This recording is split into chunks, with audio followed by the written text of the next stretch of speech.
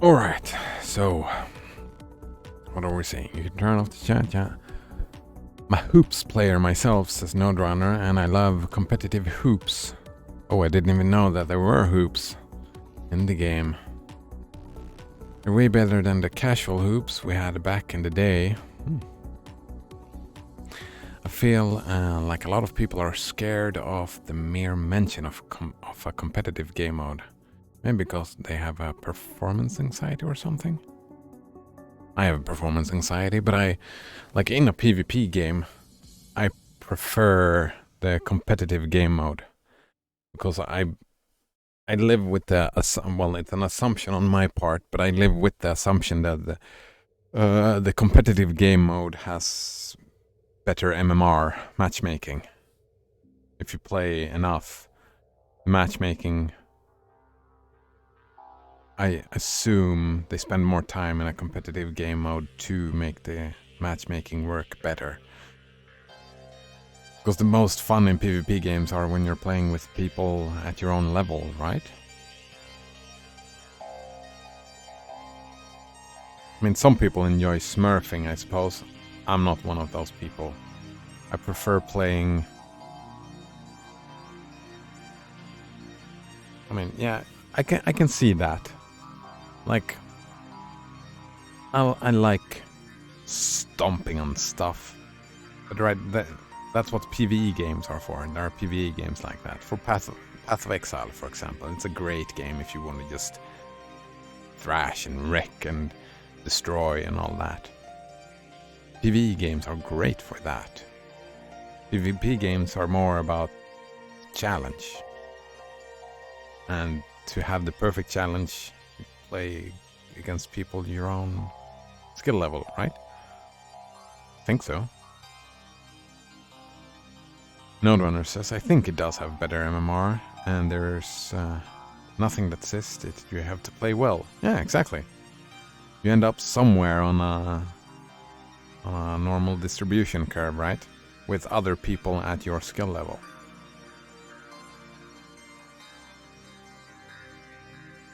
But I think you do have a point, Nodrunner.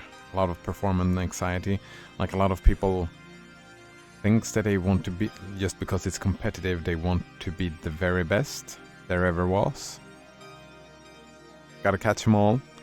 Something like that. Result oriented. Maybe that is an issue. I think I had that issue earlier, I didn't, but that was years and years and years ago, so it's difficult to put my mind in that place again. Blasphemous says that casual was just less stressful.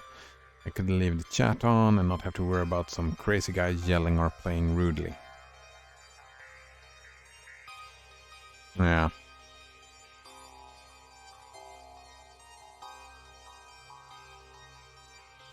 People being rude, I can see that in competitive as well. It is emotional, right? It's similar to road rage, I think.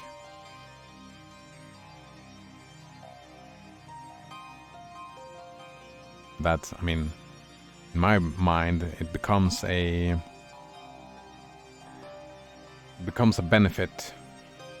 Like, you could help people, because the people who are the crazy guys yelling or playing rudely, those people have anger issues, right?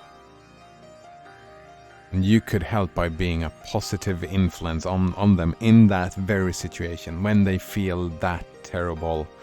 Because it is a bad feeling, right? If you feel that bad to become that crazy and yelling and rude, being rude and stuff like that, you could take that opportunity to help them observe their emotions and their behavior, right? And maybe become less toxic in the future by just being nice to them. It could help, right? Nodrunner says, I don't know, I've had some pretty casual, toxic casual chats. That's part of being on the internet, though. It happens sometimes, but far less, says Blasphemous. It's also just some trolling, as Nodrunner says. Yes, indeed. I don't think it happens less. I think there's more confirmation bias at play.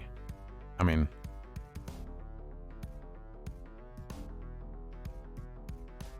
I would probably agree with Blasphemous on this point. There's an extra competitiveness. There is more result orientation. So there is more. I have no statistics. This is just like we're just guessing, right? We don't have any statistics. Hypothesizing. Here we go. We just have hypothesis. All right. So my thinking is that in a competitive environment, you are more result oriented and you want to win more than in a, well, it's more common for people to really strive for the win. And a lot of people feel that they are held back by other players. I think there's an extra way, there's an extra variable that can cause anger. On the other hand, there's also probably less trolling. Maybe not though. Maybe troll. It depends on the troll, right? If the troll is just wanting to piss people off, then in competitive play, it's easier to trigger people's emotions if you want to piss people off. So maybe it is better to troll in competitive. I don't know. Noderunner says, you only take note of the competitive toxicity because of your notion that competitive players are more toxic. Competitive players are more toxic? I don't have that notion at all. I think people are people. Toxic people are everywhere.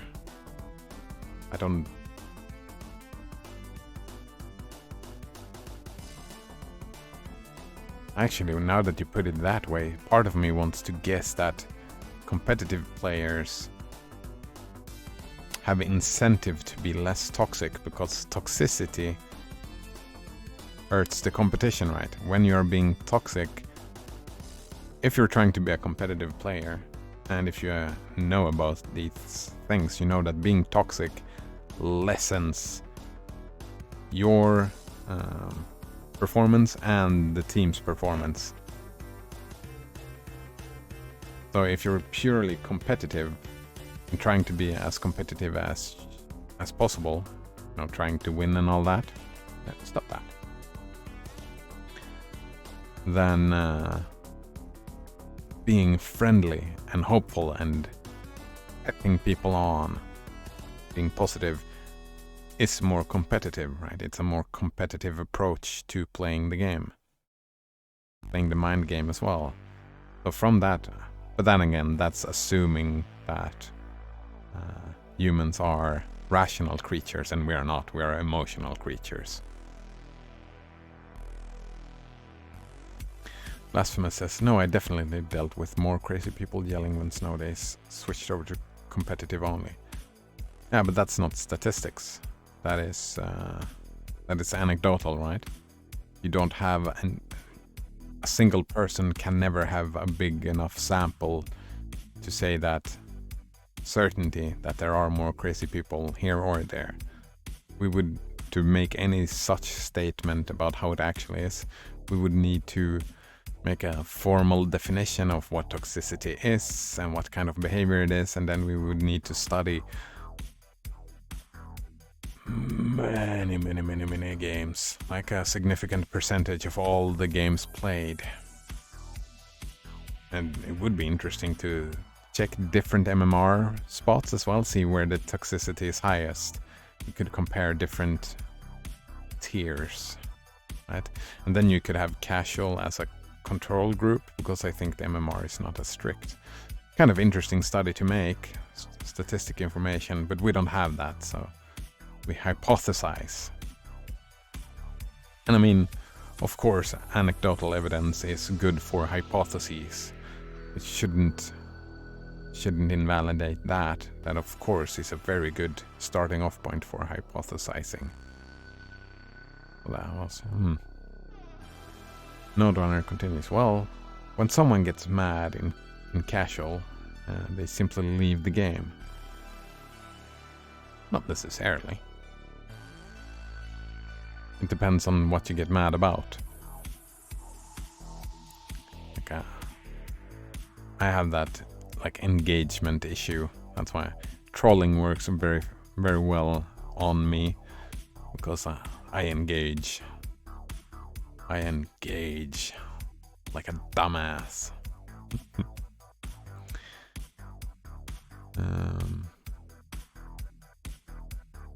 In competitive mode, they have to stick around as they lose goal after goal and get angrier and angrier. Alright. I mean, it's the behavior that's toxic, right? And if you define leaving the game as toxic behavior, which I would agree with that statement, that is like one of the worst things to do. It's like feeding in MOBAs, right? It's in that kind of, you leave, well, now you screwed up the game for everybody, right? That sucks. Blasphemous says, once that happened, there went his love for the mode. Maybe you just were unlucky. Have you tried again recently? It could have just been happenstance. But that, I mean, my condolences. It's kind of sad that your love disappeared because of such a change. It's sad when that happens. My condolences indeed. The most competitive ones would most likely have a team they play with, so wouldn't be toxic towards their teammates. Yeah, we're talking top tier there, right? Maybe. Node Runner says, I think the average competitive player self-sabotages themselves in all sorts of ways. One of being toxic, yeah. And one is getting stuck in your head. One is being too... it's so counterintuitive. Like, yeah, being toxic, well... letting their emotions get to them. We can generalize it that way, right?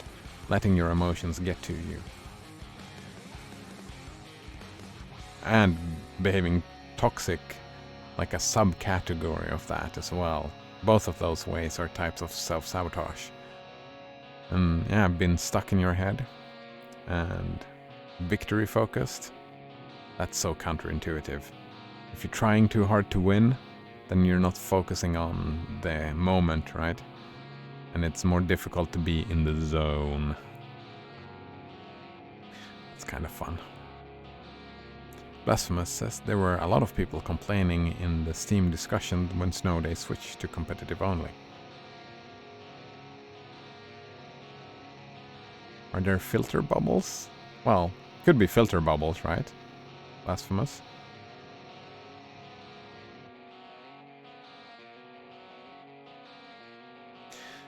But I can see that happening, yeah. A lot of people complaining because a lot of people don't want to play competitive, right? I can see that. Like, there are many different reasons. Some people just don't want to play competitive, but they did like the game mode, the Snow Days mode. So, of course, they would be pissed for whatever reason they had. I can see that happening.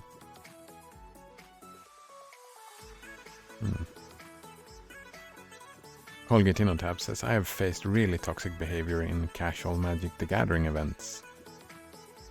Oof. Yeah. It happens, right? People get emotional. And it's like I talked about earlier, right? One of the issues with being an angry person, like myself, and toxicity... Oh, I did not like this. No, let's skip that song. Like, part of the issue of... not necessarily the only way, but that's where my mind goes. Like, one trigger for toxic behavior is anger, right? They have an anger emotional response, and then they behave toxically. And my belief is that since our instinctive behavior from anger is to be that behavior is to be stigmatized, and people say, oh, you can't do that, and you only get negative consequences from your behavior. I think we well, here in Sweden at least, where I grew up, we're not very good at teaching people how to use that anger in a constructive way. Because the anger, the emotion itself is useful, right? It has its uses. It's a threshold for what kind of behavior you allow to be. Right? It is useful. It's a distinction, like if someone is being mean to you, you become angry. And that's a driving force for changing your environment. But I think like when people are getting angry, best way as like a parent, well, nowadays we don't have parents anymore, we have teachers. For some reason, society doesn't value parenting. So you can't pay anyone to be a parent, right? Parenting is not at all valuable. But I think the best way is to somehow grab that anger and utilize it and teach how to deal with it. That is why I think it's a good idea to explicitly, if you have issues with toxicity, like I do, to engage with it as a practice from time to time. Blasphemous says most multiplayer games in general tend to be quite toxic, except for a few. Yeah, it's like road rage. It makes sense. For me, it makes sense, right? You're dependent on other people, and when you're dependent on other people and they don't do what you would have done in their space, like road rage gets even worse, right? Because then you're put in danger. In a game, you're not put in danger, but they are doing stuff that you would not have done and that you don't want them to do. Like the constructive way and the way to be a best player is to play around them, right? Oh, he is doing this, so therefore I'm gonna do that. That is the best way to become a better player, right? But it's difficult to get to that head space. It's easier to say it's their fucking fault we're losing. I'm over here doing my best, not being a team player. And they are over there doing their stupid stuff, not helping me out. You know, it's easy to see ourselves as the center of this universe. Let's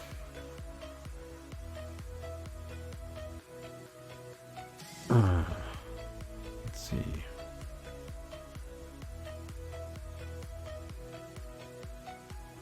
Noderunner says, I feel like you're setting yourself up for failure if you get triggered by chat, but also refuse to disable it.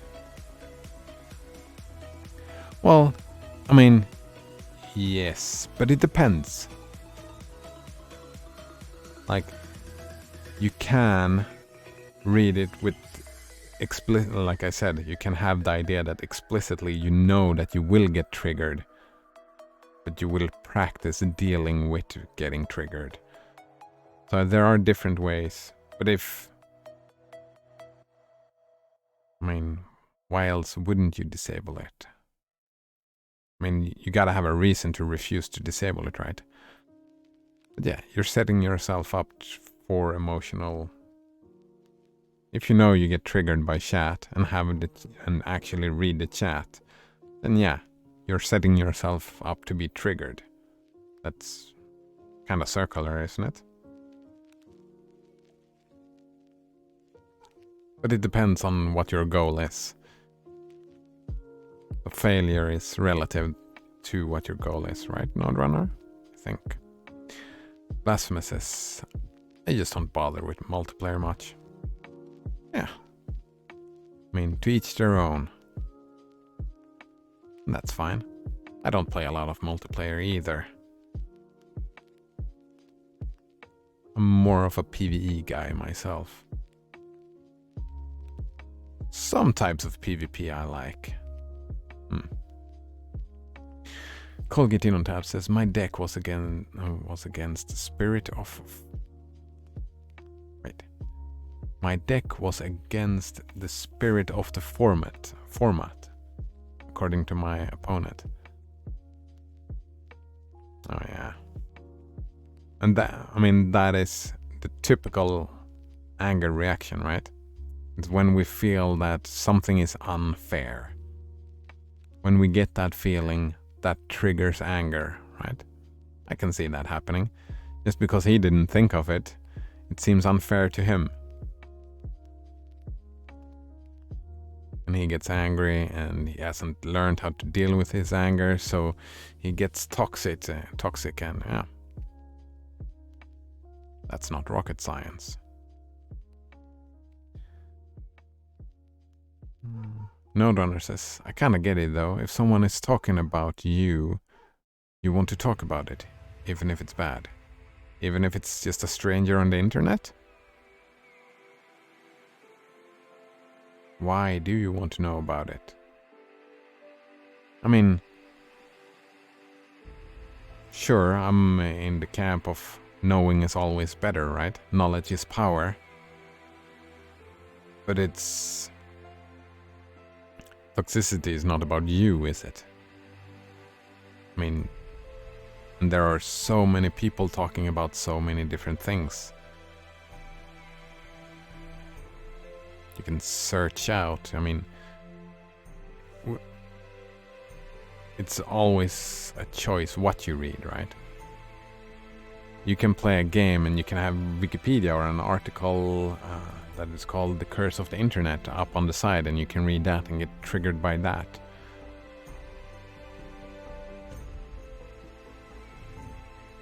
Blasphemous, and also be able to enjoy the good chat. I mean, if you want to be able to enjoy a good chat, you could just open up...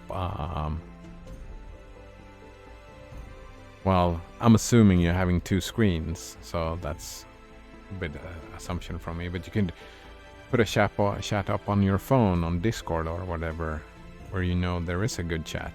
You can come to this chat room and come talk to me and have a good time, if that is a good time to you, right? It doesn't have to be in that specific multiplayer game. There are tons of chats to read.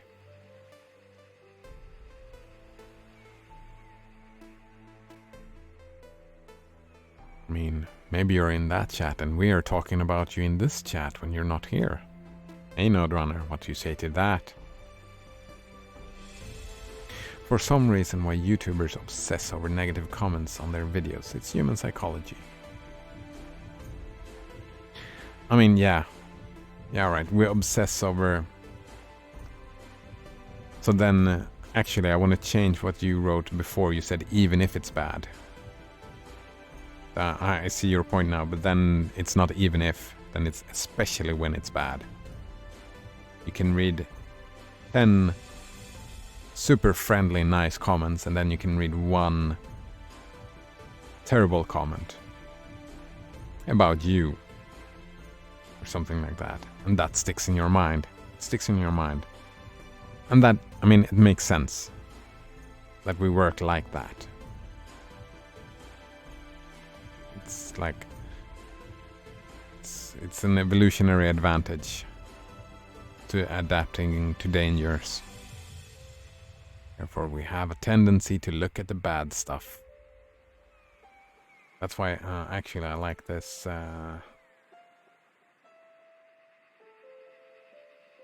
recommend this dude. I think it's this one.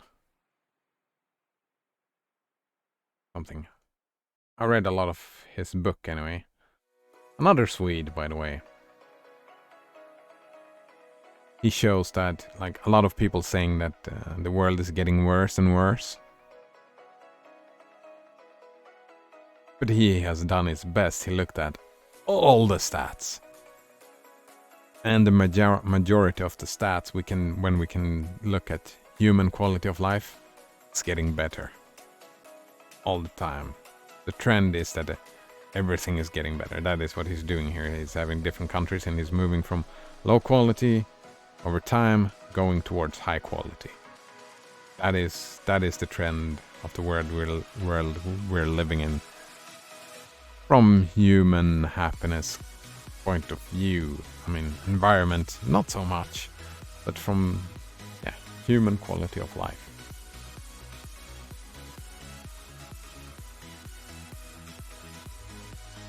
Most things.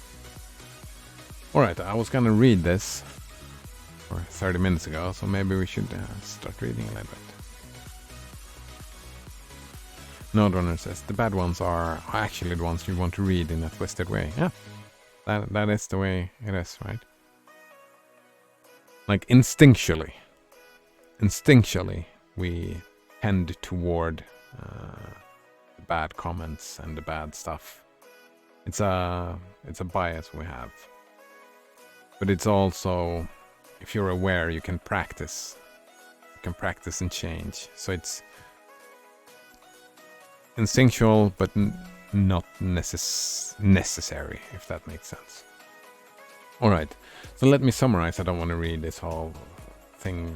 Like, he's calling people idiots because he won't be angry at them, but he will make fun of the downright idiots who are bent on destroying the world. We can say, we're pretty sure that he's talking about environmental details. I haven't gotten that far.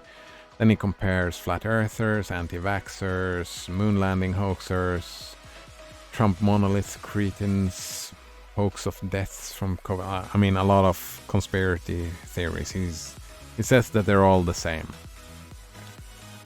And then he talks about he's old. This whole paragraph is just, he is old and he's a mathematician. That's all this paragraph says. What does all of this have with your personal idiocy? Like, this is what pissed me off, right? He's calling people idiots all the time. He's really, he enjoys looking down at people. And I feel like he's claiming to talk to people. I plan to make fun of you, right? His intended reader are these people that he calls them idiots over and over and over again. And I feel that his approach is super mean. And not super mean, but I feel like anyone who comes within this group that he calls you would leave, right? And just leave strengthening their own beliefs. He's not bridging any gaps. He's not having any discourse. So far, he's just lifting himself up and pushing other people down. That is what he has done now, so far. And that's, I mean, I'm trying to give it I don't even know how to make a more charitable interpretation. That I think that is part of I'm getting pissed off. So I'm having difficulties giving charitable interpretations so far. We were here. Yeah, here.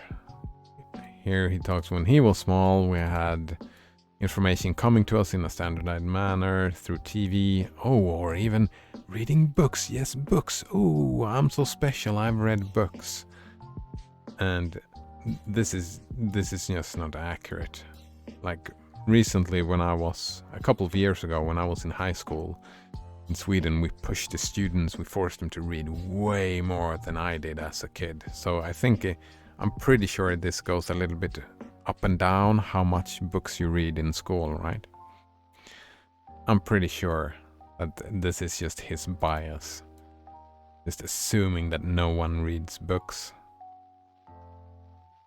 And also patronizing, again.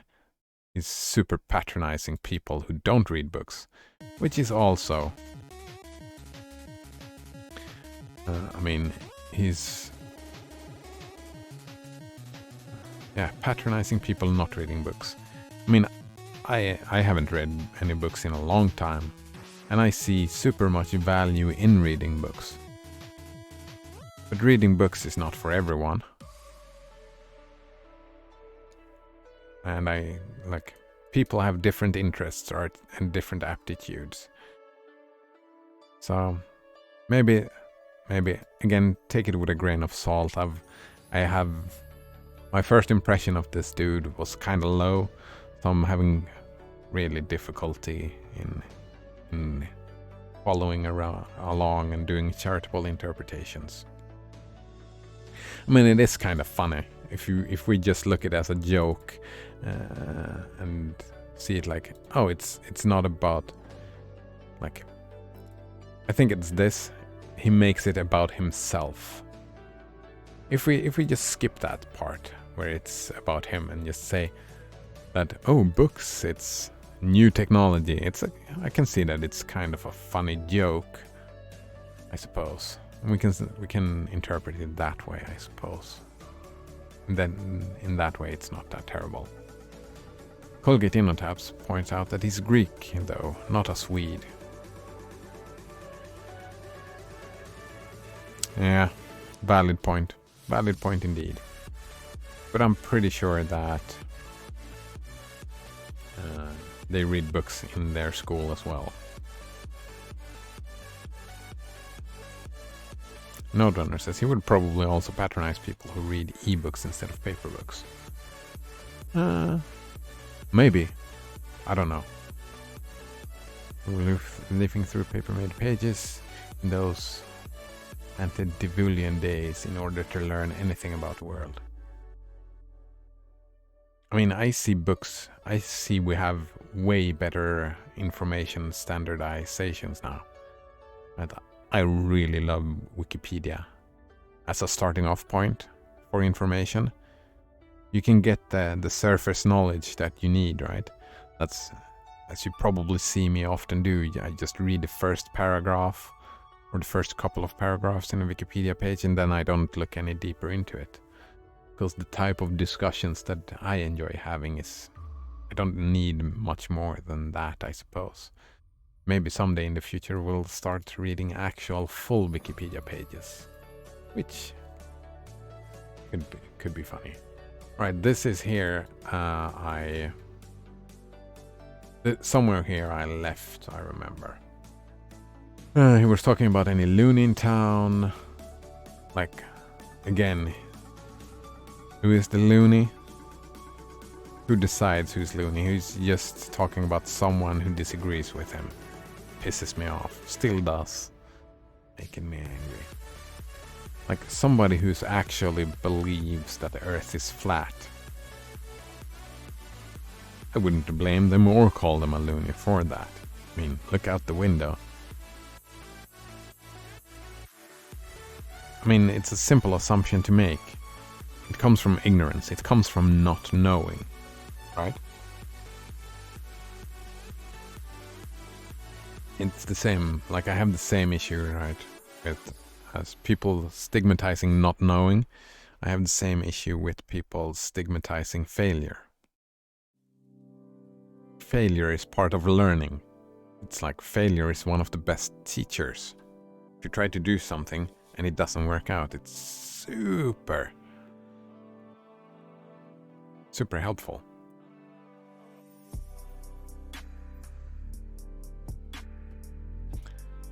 Node Runner says, I've found a crossover between flat earthers and religion. Oh, what is that? About them not being scientific and just having an idea and sticking to it? I don't know. They're trolling a lot of people. I think a lot of flat earthers are just trolling. But I don't know. Colgate Innotab says, or from knowing too much? Wait, I missed the context. I'm sorry, Colgate Innotab. What is knowing too much? Can you know too much about something? Oh, a crossover. Node Runner says, I mean, people who are flat earthers also tend to be religious. Right. They're not trolling though, and that's the disturbing part. I don't know. I think religions are more disturbing than flat earthers. Flat Earther doesn't have any ethical implications, does it? Well, I mean, they reject science, but most religious organizations reject science as well. But it also has a lot of built-in ethics within the religion. Flat Earthers has less built-in religion, less built-in ethics, I think. From that point of view, I would think that religions are more disturbing. From my personal perspective, at least. But some people are trolling. I'm sure of it. I'm sure of it. I mean, it is kind of funny. I don't know why. I think it is funny. But I'm guessing that he thinks it's funny as well, because like he claimed that he was gonna make fun of people and that it was gonna be funny. Well, I assumed that it was gonna be funny. So far I haven't seen any. I mean, this was a little bit funny, I suppose. Right. If there was any loony in town, he could only impress close circle of other loonies. Who'd have to meet physically with the original loony. I said, no computers, no cell phone, no internet. Lunacy was restricted to tiny groups of handful of idiots each. But that's just not the case. We had books. What was the most popular book when you were a kid? It was the Bible. I'm pretty sure it was the Bible, so this I don't...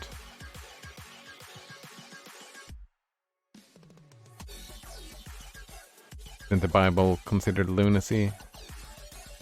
From your point of view, Harry? Hey, Harry? What do you say, Harry? No one among the normal people would pay any attention to them, even if it was unwanted. Yeah, he's very exclusionary, and you know how I feel about that. Someone who has a dumb idea. He's talking about people who has ideas that's outside of the norm. Any idiotic idea that's within the norm is just fine. It's just fine. Yeah. So I disagree with him here as well. Right. I don't like his methodology, and I don't like his worldview. There's so many gaps. It's so many biases. So much. His worldview is correct. He's very much a right or wrong kind of person. Everything he thinks is the right way to think. And every other way to think is the wrong way to think. And I don't enjoy that. That makes me angry. I don't think it's funny. No one among the normal people would pay any attention to them, even if one wanted, because there was no way. They could influence no one. And that's also not true. They could influence their neighbors. They could write books. In absolute numbers, they were fewer than they are today. Not only because of the smaller population in general, we were 5 billion something back then, but also because they could attract no one else to their circle.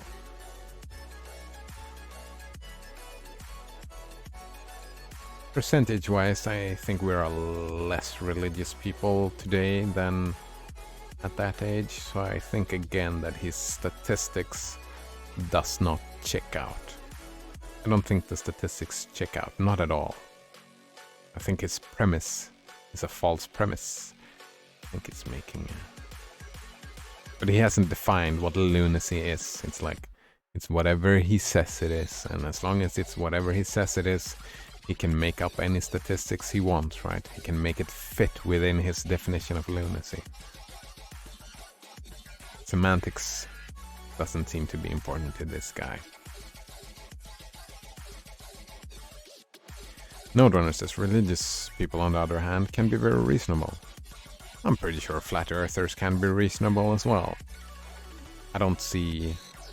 Like, this dude, for example, I don't think he is religious or he's a flat earther, right? But he's not very reasonable. I don't see him necessary overlap between the two. But yeah, I've met a lot of religious people who are super reasonable. And I've met a lot of religious people who aren't. I'm just talking about the belief in Santa Claus. From my perspective, like lunacy, actually. What is lunacy? Lunacy. What is it? What is it? Merriam-Webster, is that fine? Insanity. Intermittent insanity. It's once believed to be related to the phases of the moon. Dated, a severely disordered state of the mind, usually occurring a specific disorder. The law definition: unsoundness of mind or lack of the ability to understand that prevents one from having the mental capacity required by law to enter into a particular relationship, status, or transaction. Alright, so neither my definition or his definition works out of lunacy. Like the people he's talking about, the people he is talking about are not loonies. They're not lunatics. Which is again his pushing them down. These people that he's talking about. I feel tricked because I did the same thing. Damn it. Good looking out, Node Runner.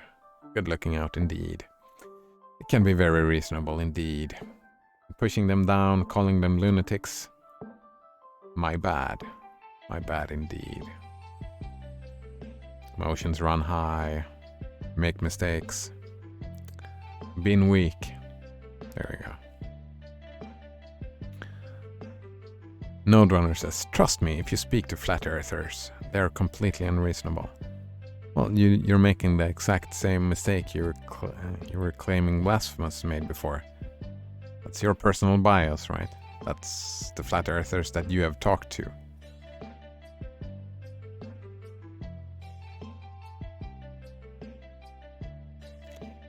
I mean, maybe I would find them completely unreasonable. I mean, it feels like, just as with religious people, I'm guessing that people that I would judge to be unreasonable, it's a personal value judgment again, right? People that I would judge to be unreasonable, I think it's a higher percentage within flat earthers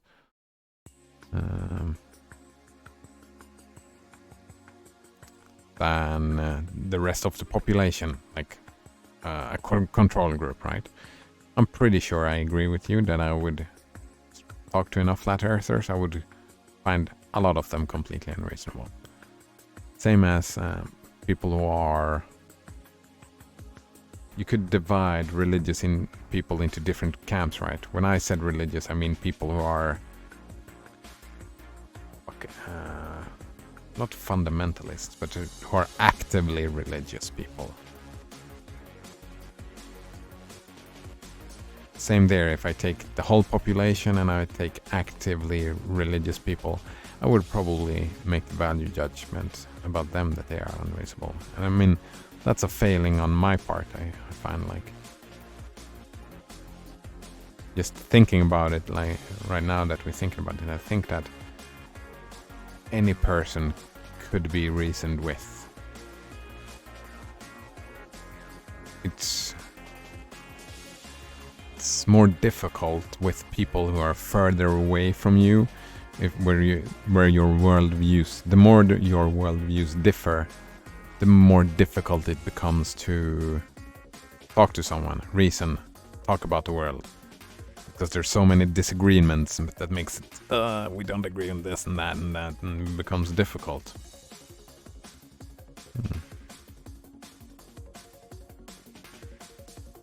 If that makes sense. Node Runner says, actually, don't trust me. We need a flat earther to experiment on. But that's not an experiment. If you have one, that's an anecdote. If you only have one, That's an anecdote. Pseudoscience. Colgate in on tap says, I think I am reasonable-ish.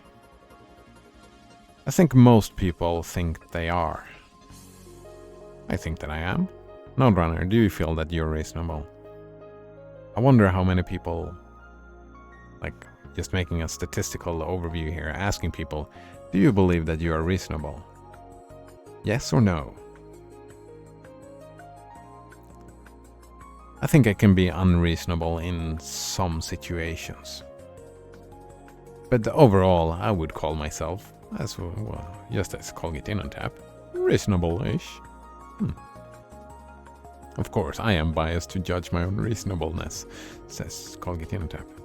Yeah, but I mean, just calling someone reasonable or not reasonable, that is a value judgment, isn't it? Like, everybody is biased. That was my whole point. Like, someone who is a flat earther, the example that Node Runner is talking about, we take that example person, I think that example person would say that you are unreasonable, that I am unreasonable, and that Node Runner is unreasonable. I'm pretty sure. And I'm pretty sure, like, actively religious people would consider me unreasonable. It becomes a value judgment then, right? I think so. Node Runner says there are religious people who are scientists. Yeah. Then they don't believe that the religious text is the letter of... Like, they have a more fussy kind of religion. It's more a... I mean, I can see the value of being spiritual.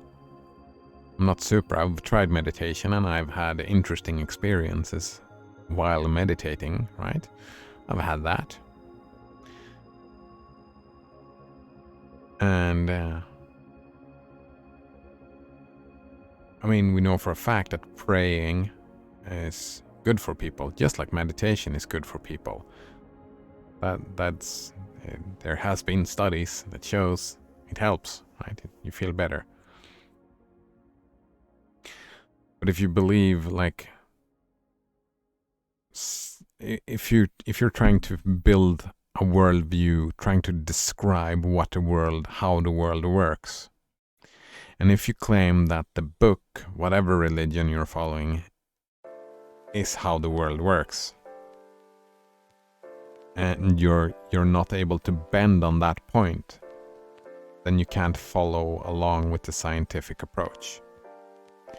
But I'm guessing that most religious people, I have no stats on this, I'm just guessing, but I'm guessing that most religious people have a more fussy approach and feel that their religion, it's a lot of metaphor. It's a lot of ethics. And it's not the actual word of God, it's more the spirit of God that is presented through their religious texts.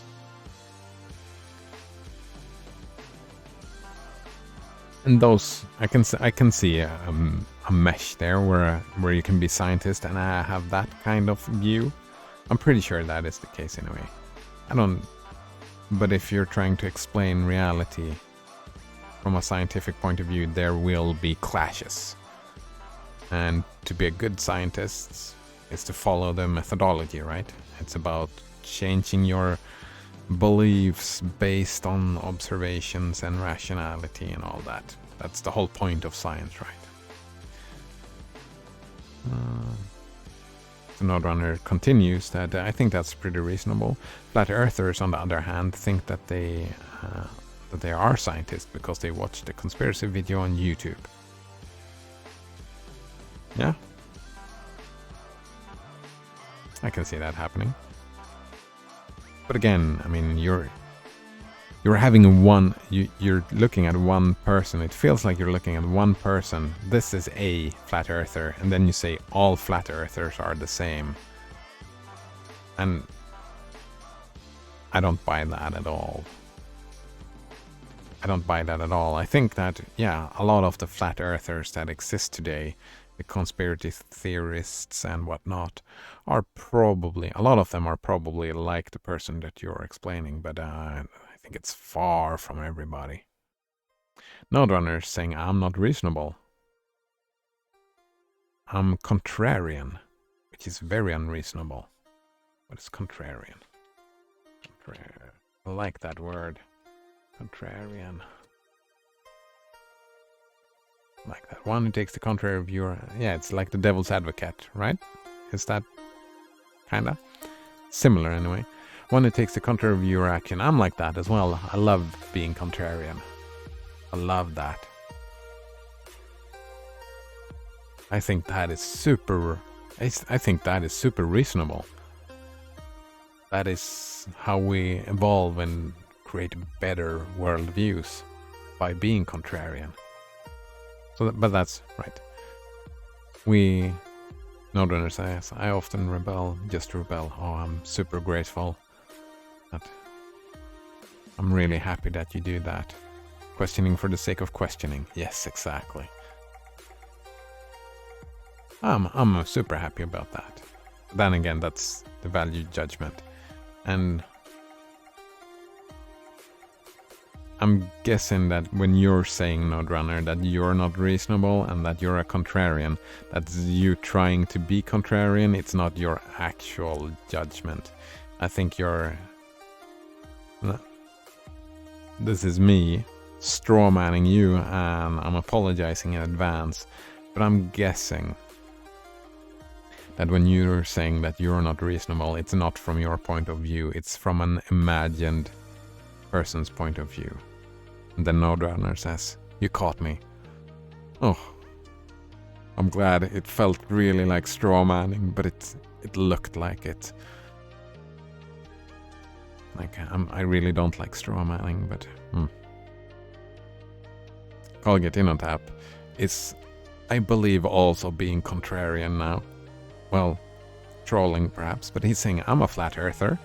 I haven't seen any conspiracy videos on YouTube, and I don't view myself as a scientist. Oh no, he's not. He's not trolling. I know where this is going. We've seen this before. Yeah, actually. And I'm completely with Colgate in on tap here. I have to say his point of view is completely valid and reasonable.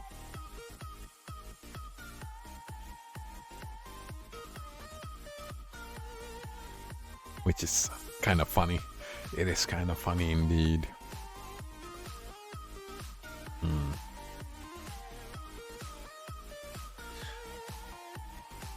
So,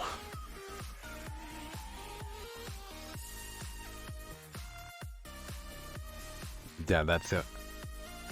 But what Colgate in on tap is doing is still, it's a little bit trolling because, and a little bit contrarian.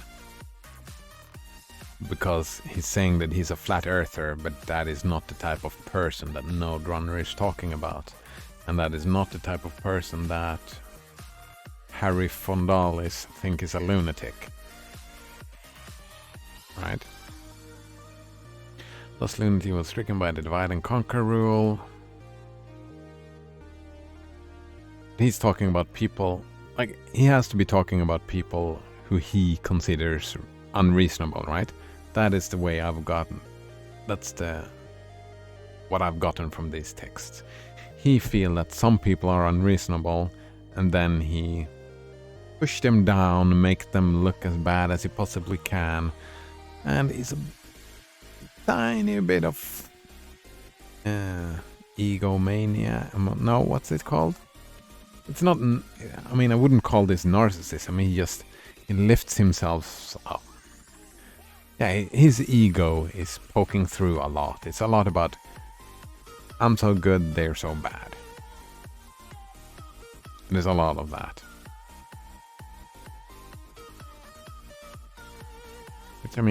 Which is sad for him, I suppose, because that type of worldview, when you have that need, that can't feel good. Well, it doesn't feel good. I've been in that situation many times. I've had those reactions and these feelings that motivate him writing this. And it's not very friendly. Maybe it makes him feel good. I don't know, I shouldn't judge like that.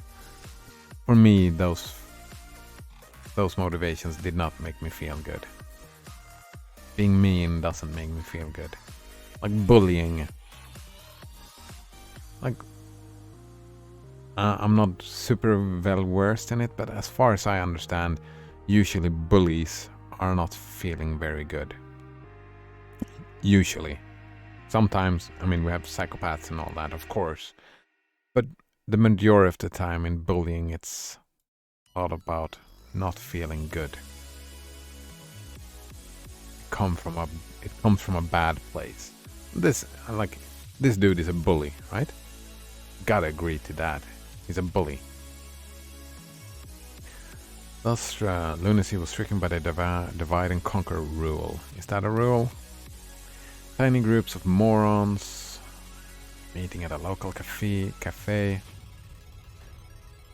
Yeah, he's not consistent either. He said if there was a loony, he couldn't talk to anyone else. But now, there are small groups, suddenly. Meeting at a local cafe, impressing each other.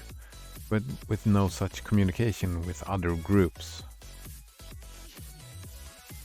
Unless they started organizing, right? Like Scientology, for example. I'm pretty sure that started before the internet. And he would call them lunatics. Right? I think so. Calling in on tab says I'm not a scientist yet, but I have plans to become one. Oh? Oh. Sure, I can change the song. No problem at all. Sorry for not noticing earlier. Oh, what type of scientist? I mean, mathematicians themselves, they're not considered scientists, right? They're just considered mathematicians.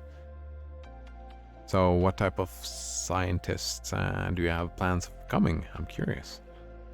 I thought it was mostly math.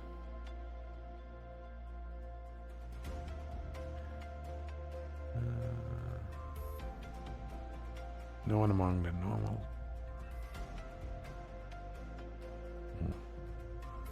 Ooh, actually, that's a pretty good. I've been thinking about coding in the chat somehow, botting. I can make, can probably script something that changes the song. Right, so you could, so you don't have to wait for me to change the song when we're having this music on. Yeah, I could script so you can thumbs up, thumbs down, and yeah, actually thumbs down is better than skipping. Thumbs up, because I think if you thumbs down, it won't play again.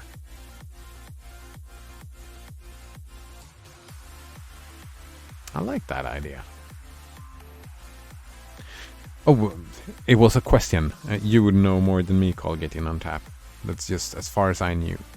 But yeah, you're becoming a mathematician then. He says, oh, then I guess I won't become a scientist. Nodrunner says you can make an IRC bot. Yeah, exactly. That's the plan. Right? I don't know if you've seen this, but this is my chat now. Looks like this. Whoops.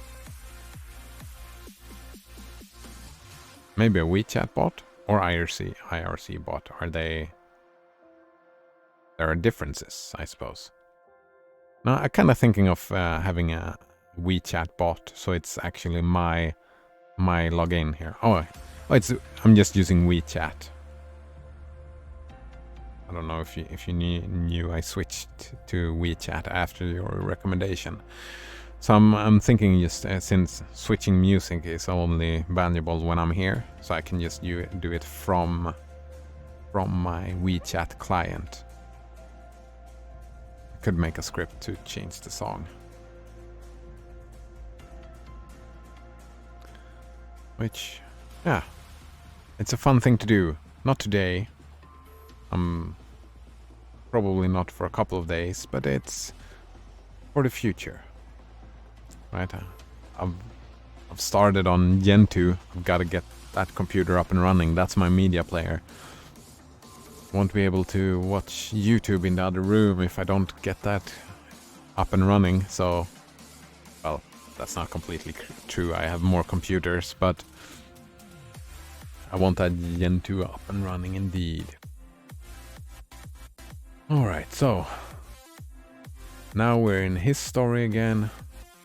Actually, if we're gonna get through this, I think I need to be skimming a bit more. So I'm gonna try to speed up a bit.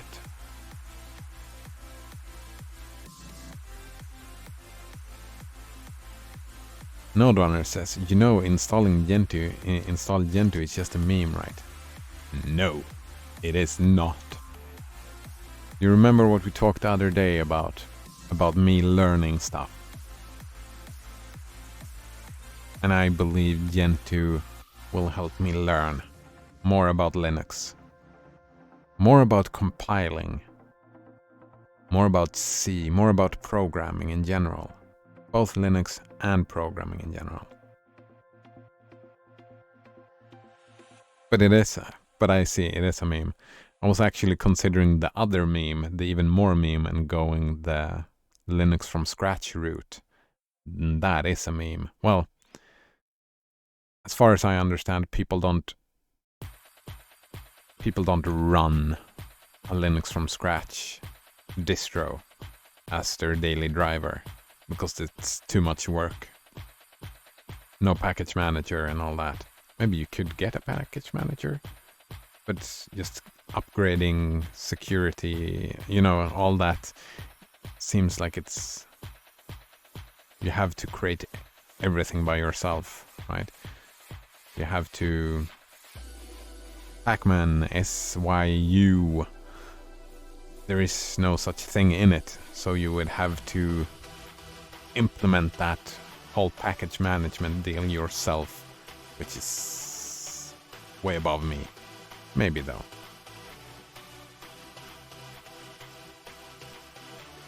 Node Runner said, I'm joking, there's actually good stuff to learn. Yeah, and there is a lot of good stuff to learn from Linux from scratch as well, I believe. Maybe someday in the future. But as I've said, right, I'm a reactionary. I put myself in the situation to learn, to need to learn, right? Because I need that computer. I need that computer, so I need to get it up and running. So that is part of my motivation. Linux from scratch won't really be that motivation. It will just be purely a learning exercise. So that's why I believe it probably won't ever happen. Unless I'm actually wanting to make it into a daily driver. Colgate InnoTap said, I'm the only one here wearing a mask. Why are Finns like that? I have a COVID-19 soon. Rip me, says Colgate InnoTap. Oh man, that sucks, dude. Swedes are similar in that way. There are some mask wearers, but most people don't. I've been bad at that. But luckily, last time I was out, I bought a pack, so now when I go out, well, it depends on the context, right? Some places I feel that I can not endanger other people. But for me, I see it more as a politeness thing, right? It's the flattening the curve. If I wear a mask, that increases the likelihood of other people wearing masks. So like when I go out, I am 100%. Well, no, actually I'm not. I'm just 99% certain that I'm not infected, which is 1% too little. So yeah, should always wear a mask.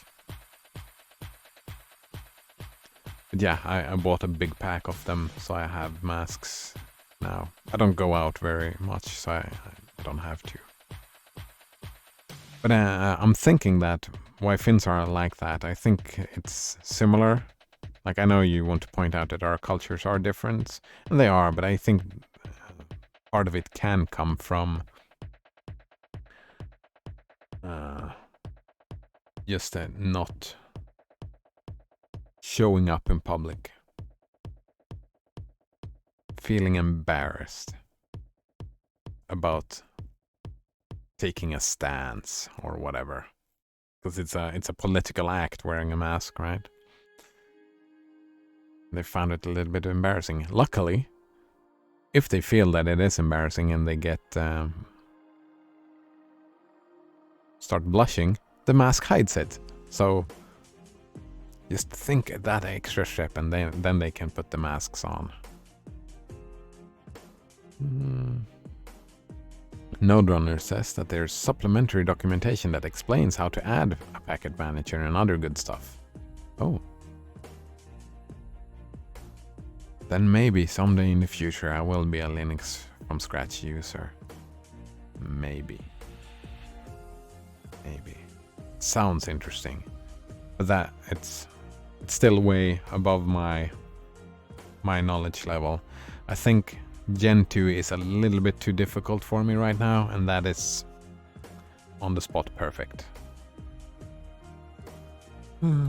Alright, so Flat Earth Society 1990s, eh? Whoa. Don't worry, Trump monolith criticism creating soon. So when I heard, he thought it was a joke, and yet I was wrong. People seriously believe. Yeah, that's a failure of imagination on your part.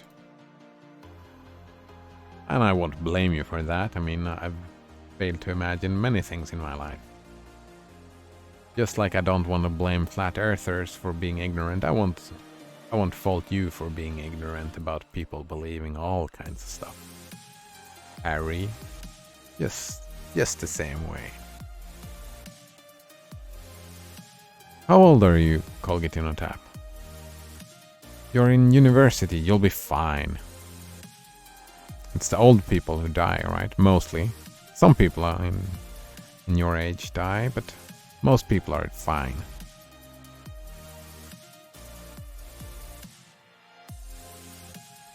Hopefully. Also, if you're afraid of getting it, then be more careful.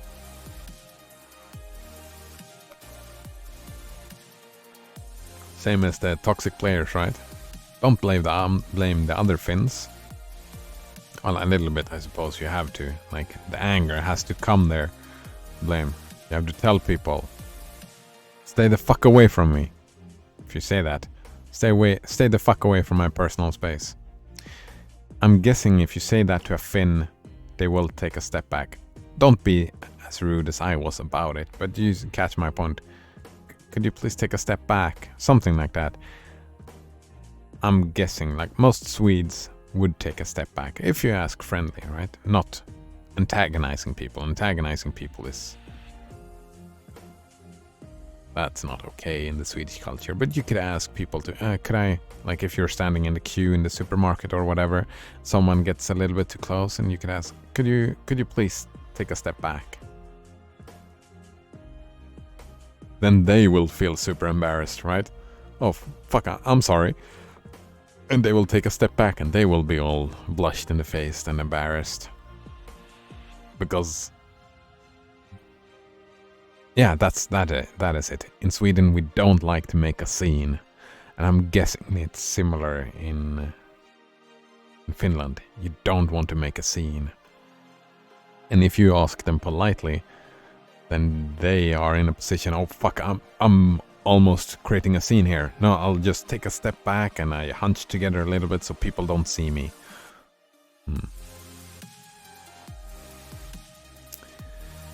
Is there a difference? I like this. This question is super interesting to me. NodeRunner asks, is there a difference between being ignorant and blatantly misinterpreting the facts to conform to your worldview? Well, I mean, different people have different definition of facts, right?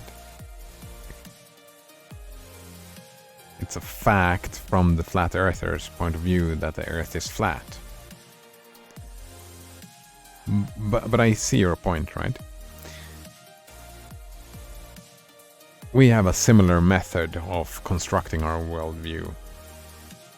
A little bit of a lot of philosophy, I suppose. Well, philosophical methodology. It's pseudo-intellectualism, right? It's what we're doing right now, pseudo-intellectualism. And we use, like, I read Wikipedia, we check out some science, we do this and that. We have a different methodology, say it that way. Other people have different methodologies. So it could be, this is a side note, right? Some people, like most people, are not blatantly misinterpreting the facts to conform to their worldview. Most people are not doing that. Most people do the best from their point of view, right?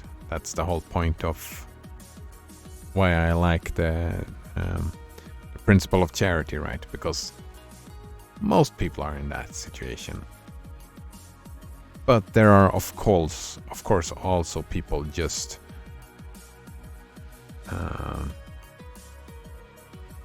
who are in denial. Let's call it that. There are people who are in denial, rather than saying that they're blatantly misinterpreting. They have a worldview. Something has explained to them, like it has broken their worldview, but they are in denial. And that denial itself, if you stay within it, I could probably make an ethical argument for being in denial is being not ethically, like misinterpreting, that kind of thing could be considered from an ethical point of view problematic. There we go. From a political point of view, I would be way harsher in a political point of view. Like people being flat earthers, from a political point of view, you just fucking stop it, man. Just stop it. What the fuck are you doing with your life? I would be way harsher. But from an ethical standpoint, like looking at, most people believe they are doing well. But yeah, I would do different value judgments on the two different points of views. And Nodrunner says there is a difference. Ignorant people can be reasoned with.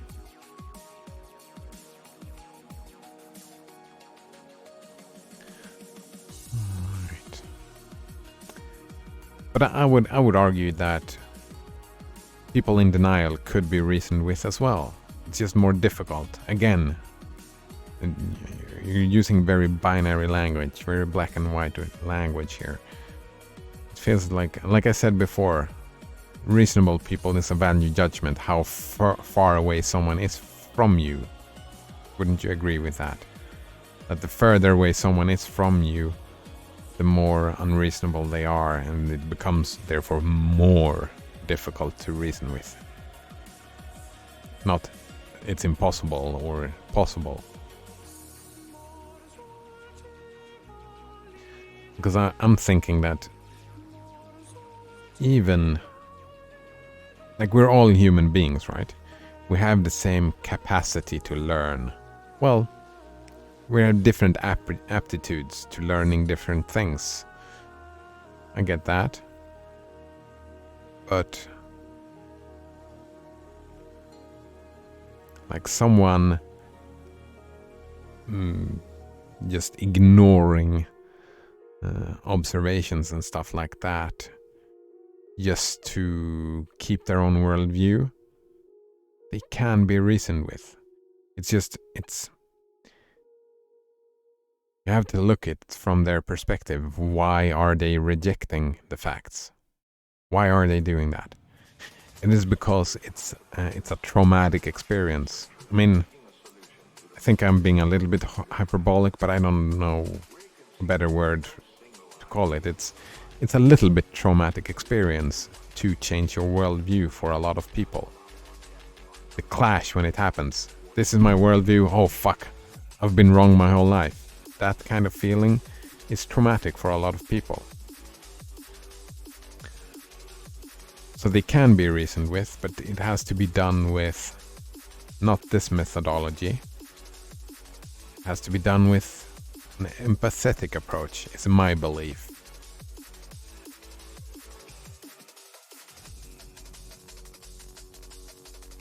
Right? Your approach matters.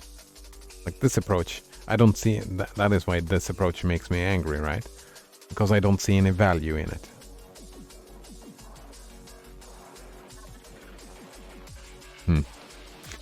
Blasphemous said that people can be reasonable when it comes to different things. Yeah. Wish to pick and choose. Yeah. I can see that happen. Is denial a form of self-sabotage? Well, it depends on your perspective and your goals, right, Node Runner?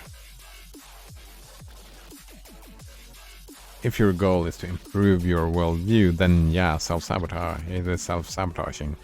If you're an addict and the addict is hurting you and you want to be a healthy person, then denial is self-sabotage.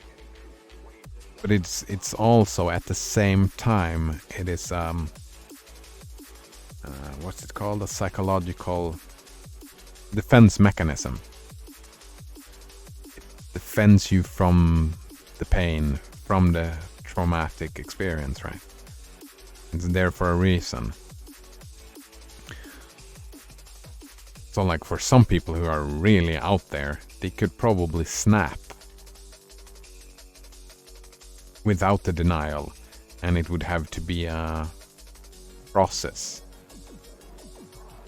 And then they would be like unreasonable to go from like as we said, reasonable is two different. Oh, here we go, two different space. If you're super far from someone, and here we go, and you're trying to close the gap, then trying to make this closing of the gap might be impossible, right?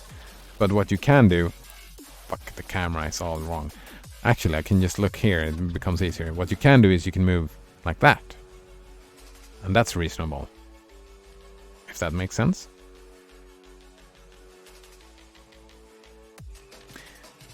Blasphemous says, how would you define a healthy person in a sick society?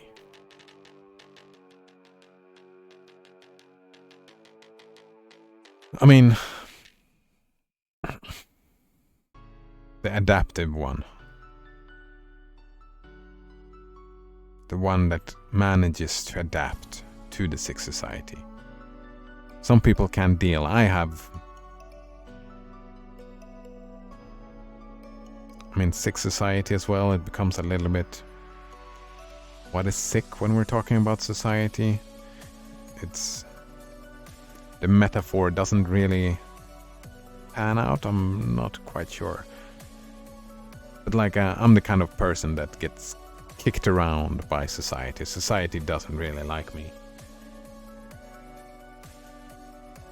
And I don't really like society, so I would tend probably to have a bias to call society sick. But for me to become healthy then would be to find some way to accept myself, accept society, and find a path forward to function. Both deals with my mental health and functioning within society, if that makes sense. If you want to define them together, then yeah. Like a healthy person, if I only define that in its own spot, it would just be, you know, mental and physical health. It's a medical definition, right? Psychiatrists, they're doctors as well, right? So I've studied quite a bit of psychology, so it would be my definition of just a healthy person would be very much based on the things that I've learned from those studies.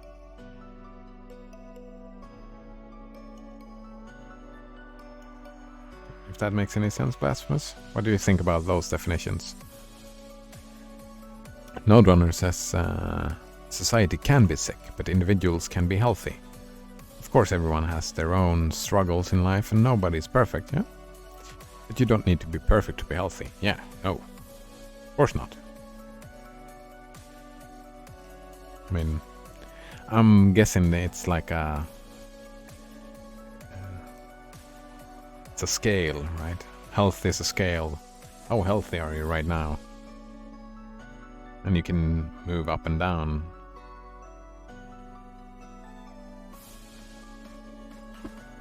And that's the reason why psychiatry is so difficult, right? Because oftentimes the normal medical sicknesses and illnesses are quite easy to define in comparison to the mental well-being. We can only go from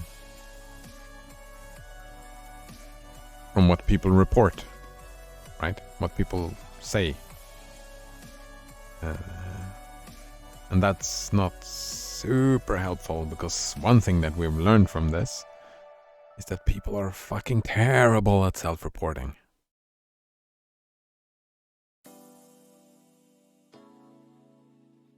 Like yesterday, for example, when I read this and I was angry and I was behaving mean towards this guy. I'm still getting angry at it, right? But I couldn't really deal with my anger in a constructive manner that I felt anyway. I was blaming Harry.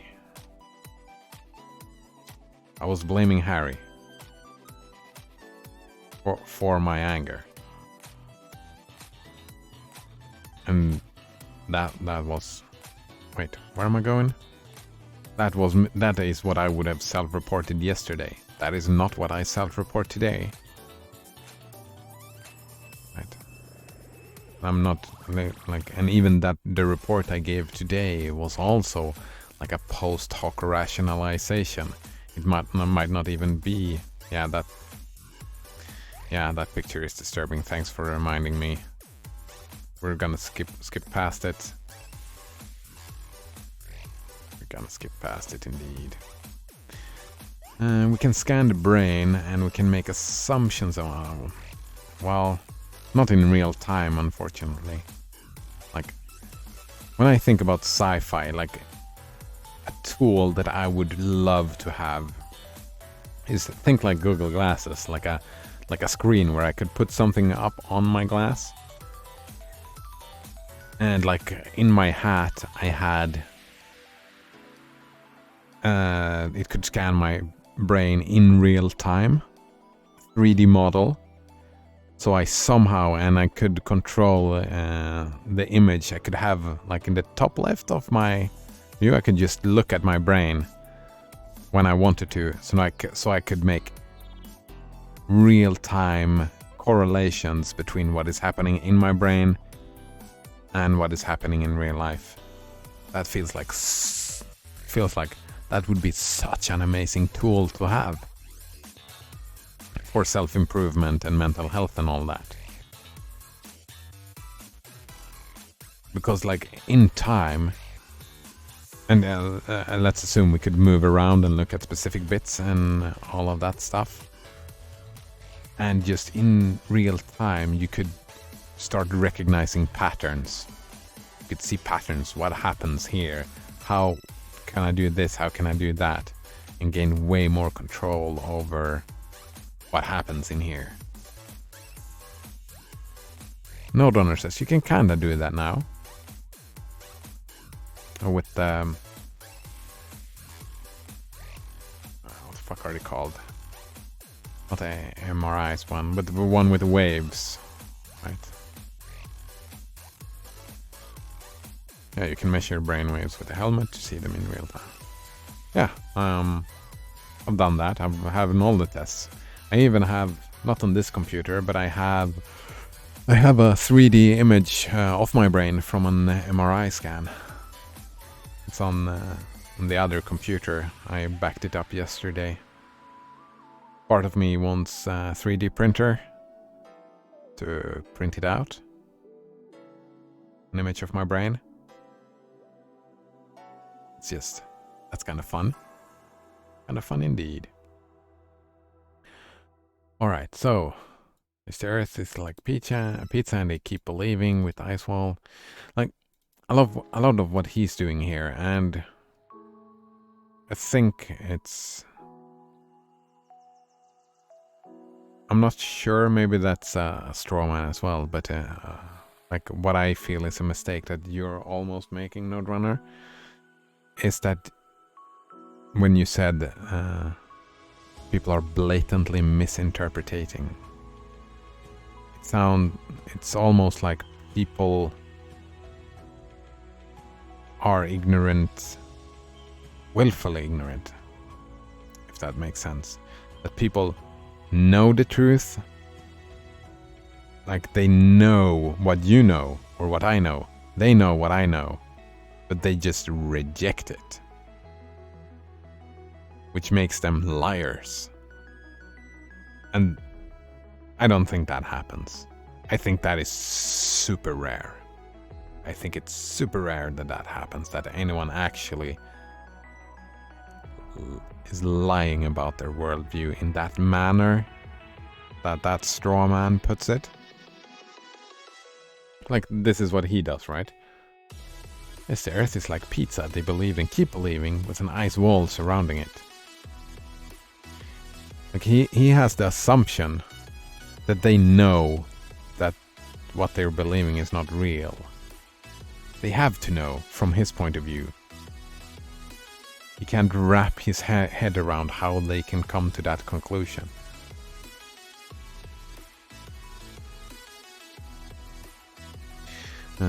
Center of pizza is the North Pole, and pizza, but why? Yeah, that's a common way. But why? Why are you thinking like this? Because that way,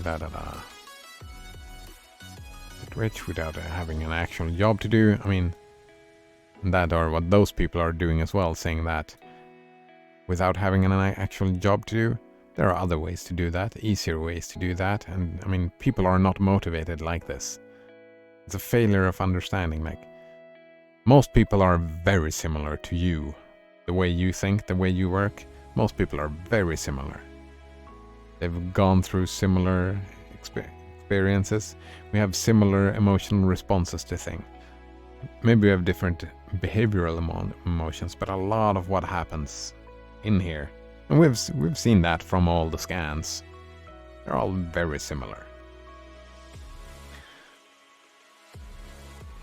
Yeah, I think that helmet, I don't even remember what it's called now. The one with the little spikes that you just rub it in and you have them all over the place.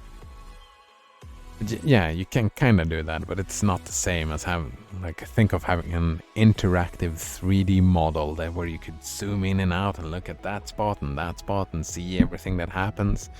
Oh man. Node Runner says that I think they, flat earthers, that kind of type of person maybe, I think they develop two realities. The one they believe and the one that society believes.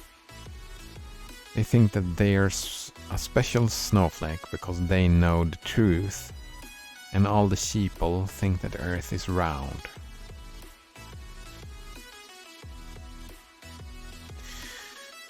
Wait, I think they develop two realities. The one they believe and the one that society believes. I mean, don't we all?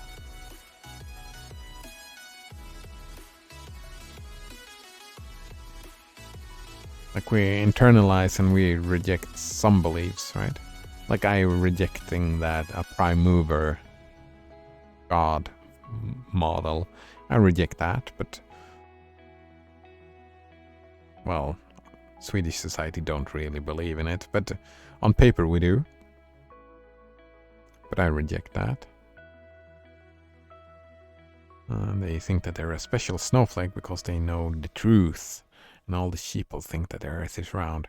Yeah, I can see that psychological thing happening, feeling special. Yeah, that's the ego, right? And again, we all have an ego that rears its ugly head, and I mean, it's helpful at sometimes. Don't get me wrong, sometimes it's doing mean things as well.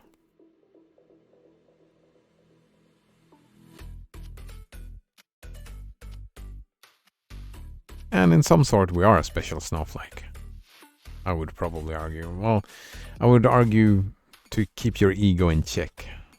Just like, don't act on your emotions too much. Don't act on your ego too much. Be aware of what your ego wants to do and reflect. I like reflecting. Being slow, mull it over, come back to it later and change your behaviors. Stuff like that. But at the same time, we can only experience life from our own perspective. We can't experience life from any other's perspective. It's all conjecture? It's all assumptions, right? In the end, we assume that other people are. And I just believe that their assumption that they're all sheeple or philosophical zombies, if you like. From psychology, that kind of worldview does not make sense to me.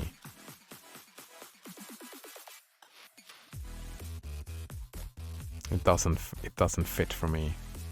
But yeah, I can see people who believe that way. But usually, actually, people who end up in that situation, usually those are the people that we end up calling like the special snowflake, and all the other people are dumb. Like this people, when that comes to the very extreme, there is where we find the psychopaths and the people with narcissistic personality disorder, right? And holy shit, helping people out of narcissistic personality disorder. I mean, psychopaths, they're fine. Because well, pretty fine. They can adapt and develop to what they are, right? But the narcissists, holy shit, they're behaving in that manner, but they still have the empathy, so it's a kind of a fucked up place to be. It is kind of painful. I'm pretty sure that is why it's called a disorder, right? It's both antisocial behavior and it sucks being stuck in your ego. Oof. Poor people, man. I think they know the truth, says Nodrunner. They just blatantly warp it for ego reasons. Yeah, I think a lot of them are narcissists. I mean, if they believe that the Earth is round and still claim that they claim that the Earth is... Wait. How do you mean? Do you mean that their belief is that the world is round, but they present their worldview as if it is flat? You're calling them liars, right? That actually checks out with what you've been saying about people being unreasonable. The most difficult person to reason with. It's not only... Well, you can reason with a narcissist if your worldviews are similar, but it's also at the same time it's difficult to explain if what's happening is actually reasoning. Man, that's a difficult question that I can't answer. I can't even hypothesize. I would probably call it reasoning anyway. Yeah. But because when you're stuck in your ego as the narcissist is,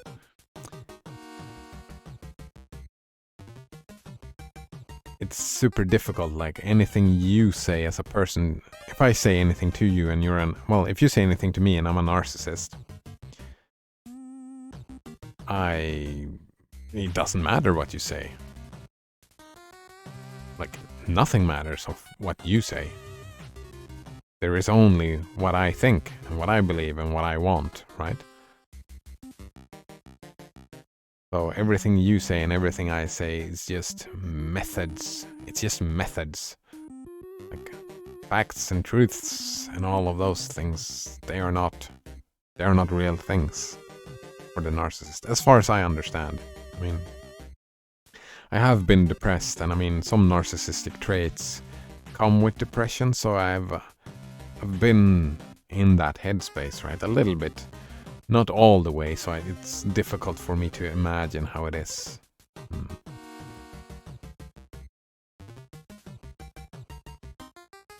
this was annoying. Blasphemous say, we should question everything. Everything is quite a lot of things, though. Isn't everything an infinite amount? So that makes that we have to make a decision of what questions are more important than other questions. Blasphemous continue, though, but some stupid subjects get introduced, and those that question things tend to get lumped in with those believing the crazy stuff. Do they?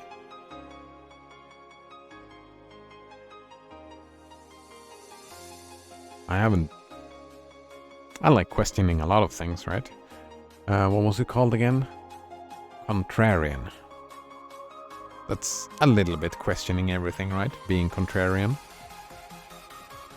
Are contrarians and conspiracy theorists? Yeah, he's talking about conspiracy theorists. Are they lumped together, really? I hadn't noticed. Maybe.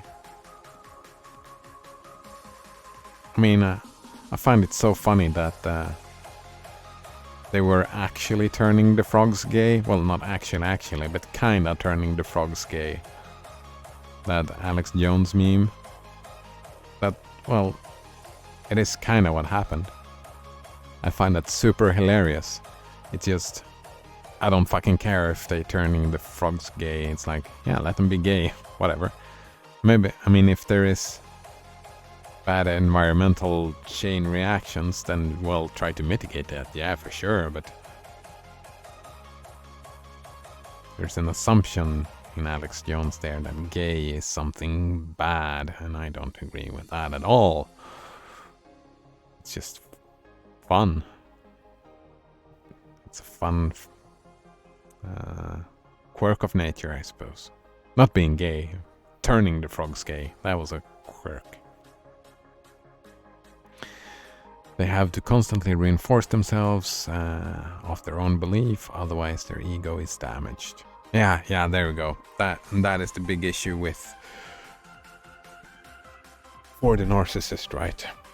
That gotta be so traumatic and so fucking hurtful with the ego damage.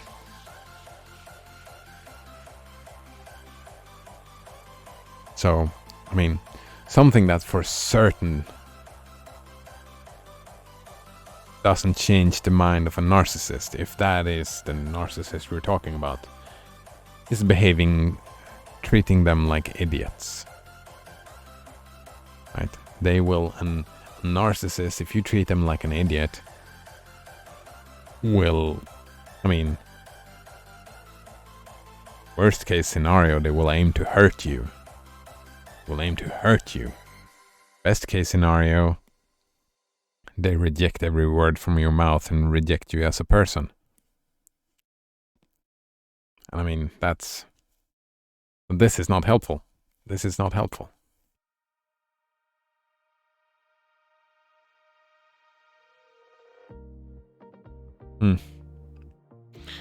Alright, let's jump down a little bit. The anti-vax movement. Alright, he's given his perspective of the history of how these things started up and happening. Right? That is what he's doing. He's telling his personal story of the loonies. And since I don't value his perspective, I feel that this whole historical, if you remember from To Burn in Memory, like his perspective on these movements, these people, I don't find it helpful, and I definitely don't feel that he is the best one to report what is happening. Right? It's got to be riddled with strawman all over the place. It's got to be strawman in his historical retelling of these things. Like these groups of people have been working together, whatever, and building something, and having, like, it makes sense, right? From their point of view, even though they are narcissists, even if they are narcissists, like they still have a reason. Like, they have a reason to hone in on this very idea. So, like, yeah, I don't know. I'm interested in the worldview, right? I'm not interested in flat earth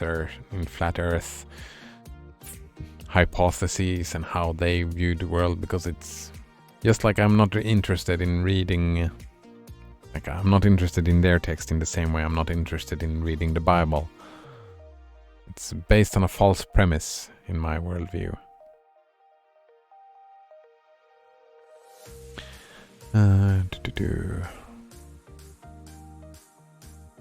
Notrunner says, I think the assumption is that what's happening to the frogs might actually be happening to humans as well. Yeah. And that is and there's another assumption. I mean, that is an assumption, sure, that it might be happening to humans. But there's also another assumption. There's a value judgment that it's bad if it happens. And if it's just like, I haven't looked into this, but if it is like a chemical that just turns people gay, people now, not frogs, that just turns people gay, like, over time, and that is the only thing that happens. No cancers, no illnesses or whatnot, then what's the big deal? Like, if it turns everybody gay of the whole human race, then I would argue for maybe loosen up. Let's not use that chemical as much. It's gonna be annoying to start having children if everybody's gay, right? If we want the species to survive and prosper over the eons, if that's a goal you have, and I'm actually not sure. It depends on what day you're talking to me. Some days, burn it to the fucking ground. You deserve what's coming to you. Just everybody. Well, after my lifetime, of course. We're talking about after my lifetime. Let's not burn anything just yet. Let me live a few more years, and then after I die, you can just burn it to the ground. And other days, I feel like, oh fuck, live forever, humanity. Please, just live forever. Outlive the fucking universe.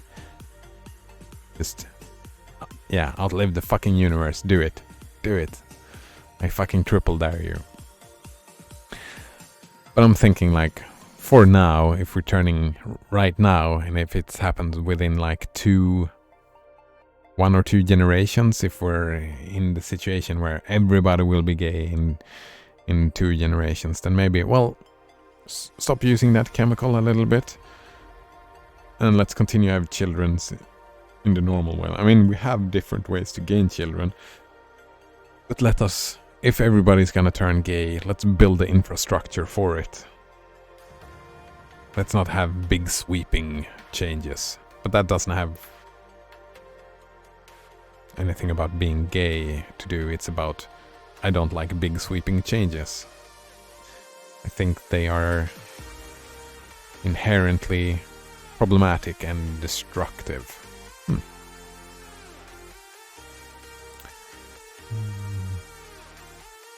Blasphemous says Alex Jones might say something good once in a rare while, but with how much garbage he says, the things he does say may end up being true and then get dismissed. Wait, what?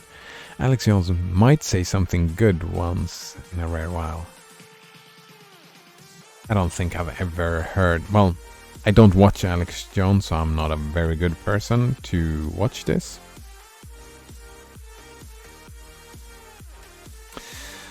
Alright. So, if Alex Jones has ever said anything good, I've never heard about it. Not anything that I would judge as good. Like, just because he says something is factually correct I don't value that good. Like, his intent behind what he's doing, I disagree with. So my personal judgment of everything Alex Jones does is probably bad. But again, I have not watched enough, and I'm not interested in watching, just as I'm not interested in reading the Bible. I mean, yeah, let that get dismissed. Like, it's not about him, right? If someone has a very good idea and it's true and it spreads, then the idea should stand on its own, whoever speaks it, right? So, fuck Alex Jones, I think. Noderunner says, that's the thing with conspiracy theories. All the dumb ones discredit the ones that might actually be true. Alright, that's actually a good point. I mean, there might be some conspiracies, but I think conspiracy theorists are helpful. I think they are a boon to society. I don't like most of them, but I think they're a boon to society. Even though they might be not loony, they might be out there having weird fucking thoughts that I wouldn't agree with. They look at society from a different lens. Like, oftentimes I don't believe that people conspire to do weird and stupid shit. Like, I have like another meme I've heard from Alex Jones. The globalists. Like, there's some conspiracy to make some global sweeping changes. I don't know. I don't believe that there is a conspiracy, but at the same time, I'm pretty sure that from his point of view, I would be considered a globalist. And I'm not part of any conspiracy. Like,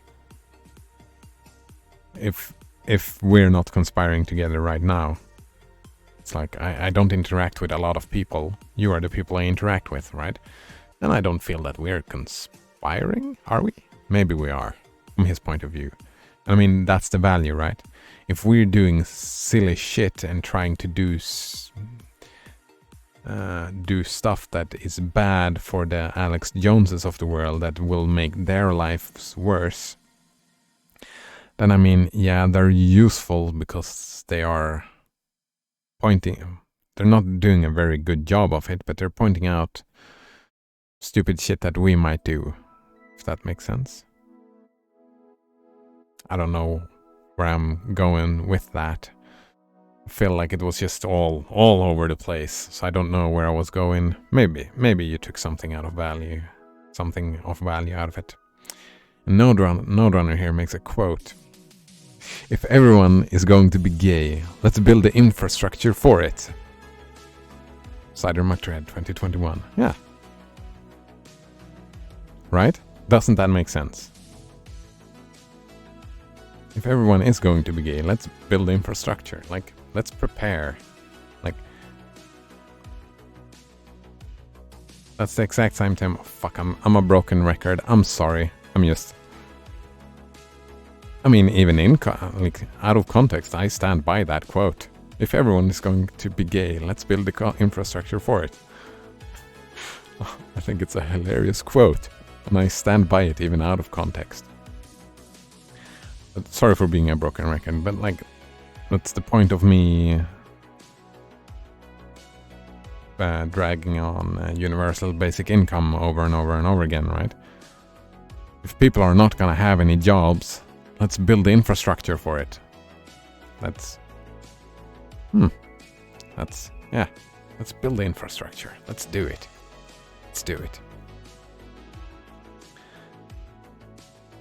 Blasphemous says, haven't been a conspiracy theorist in the past. I've done that. I watched, what it's called, the 9/11 flicks, the Zeitgeist films. I like those.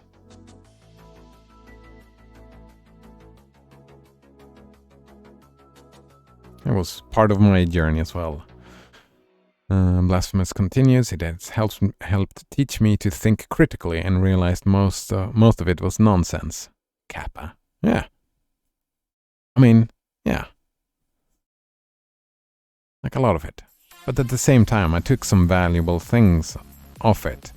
Like the whole Zeitgeist thing came about to be about the monetary system we have and how it's all based on debt. That's no conspiracy. That is just an explanation, a perspective of how the monetary system works, which is a valuable perspective. Because taken to the extreme, one could argue, and they did, of course, that it was all slavery. Alright, before lunch, I really need to see the conclusions here.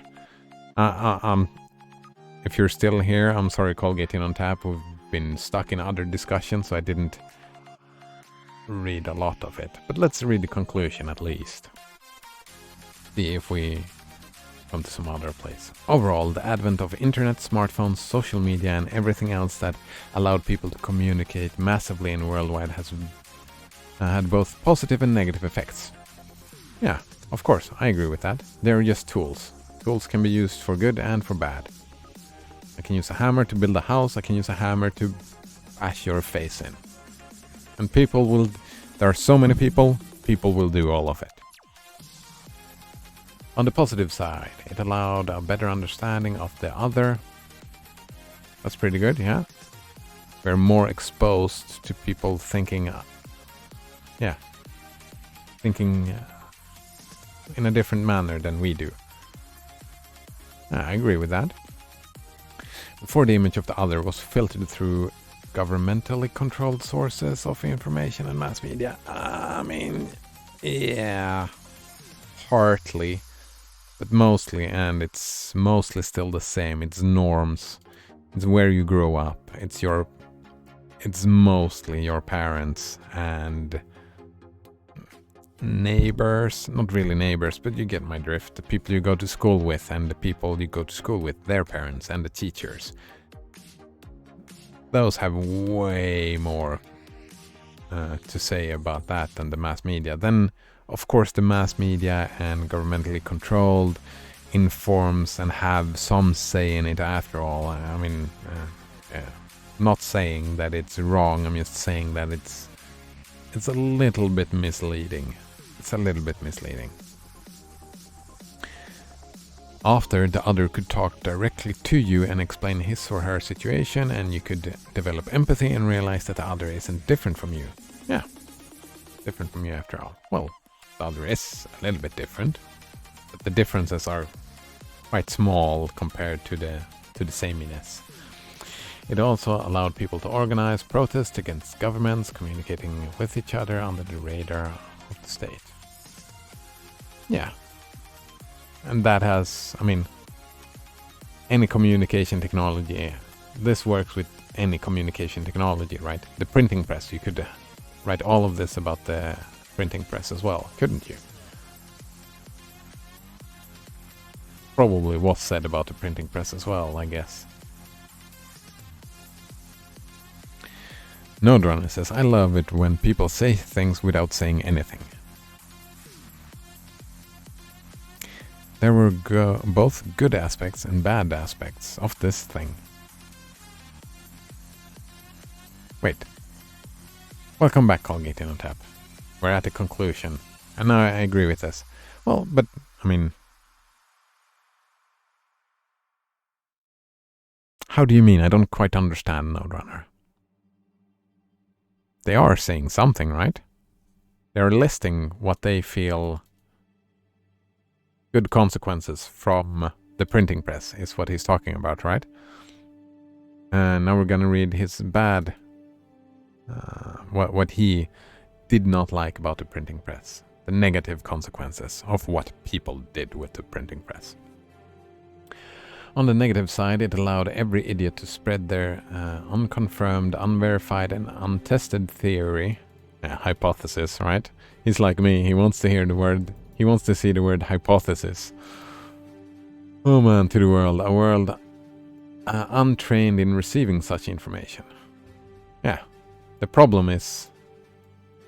I find that this is the problem. Not the tool. It's the untrained.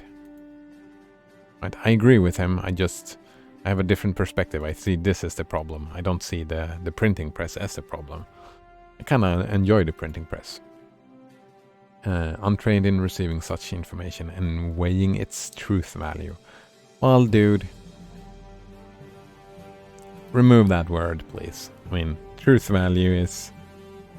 Truth is such a difficult word to use. It's... Holy shit. It's your truth value. Truth is a subjective value judgment. So, let's remove that and just weighing its value. Actually, in making a value judgment. There we go.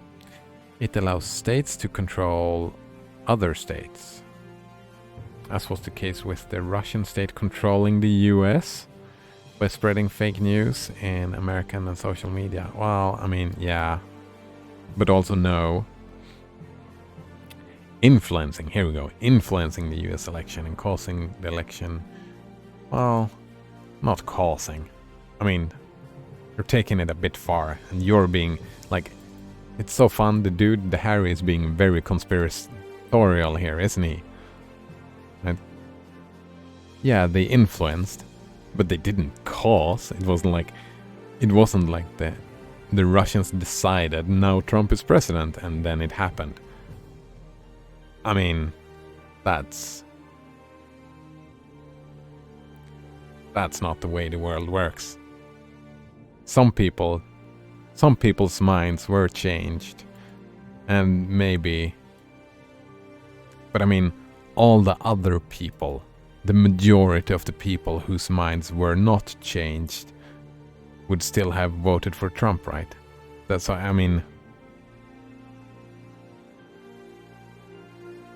I don't know, a severely mentally challenged man. Yeah, I get the feeling that Trump is either a narcissist or a psychopath. I mean, I don't think I would call psychopaths mentally challenged. I'm not, I don't think I'm good enough at that point. Eminently incapable and unfitting for the job. Sociopath. Fuck, I don't know the difference. It's kind of similar, I think. Unfitting for the job. From this person's point of view. And from mine. I mean, as I said, I would probably agree with this person's political views, right? I don't like people like Trump running stuff. I don't like that. That's my personal perspective, right? It's not about being unfitting for the job. It's not a truth like this person, this Harry, is claiming it to be. Incapable. I mean, he did his job, right? He wasn't incapable. I don't know, did USA just crumble? I don't know what the point of the job is. Did he govern? I don't know. I think he did his job, probably. Sociopath who proved extremely dangerous. That I agree with. Like, some of the things were fucking dangerous. Like the environmental thing, leaving the Paris Agreement and that I feel that's, well, probably not for me, but for children's children and all that. Dangerous for humanity. I would probably agree with that value judgment. That it could have consequences that could lead to the diminishing of the human race. Something like that. I don't know how to put it, but partly. Fake news and conspiracy theories spreading through the internet keep causing damage and actual deaths in the world. Yeah. Whether they'll be able to kill the entire human experiment of our universe remains to be seen. I mean, he's being super hyperbolic here. He's super hyperbolic. And who is he trying to convince here? What is the point of this? He's expressing... Alright. So this Harry is expressing his feelings. I'm happy for him. Good on you writing this article. He's not very good at rhetoric, but that's fine. That is what I get from this is, yeah, let's study some rhetoric, dude. Do that. Or some psychology, perhaps. I don't know.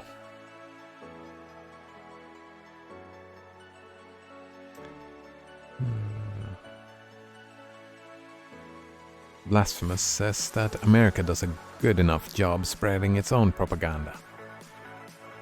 It doesn't need Russia helping. Yeah. I mean, just like... I mean, I'm a globalist, right? A lot of American, like Hollywood stuff, ends up in front of my TV. A lot of it. Right? I mean, I don't know if I would call all of it propaganda, but I mean, worldviews get affected. Emotional responses to what people do and don't do. I'm pretty sure American movies end up in Russia as well. I mean, we had read a full visual novel about a Russian just watching anime, but that's Japanese. Well, Japanese culture, right? But, I mean, culture, it spreads, and it's between all of us. I mean, a lot of it is localized, sure, but it spreads.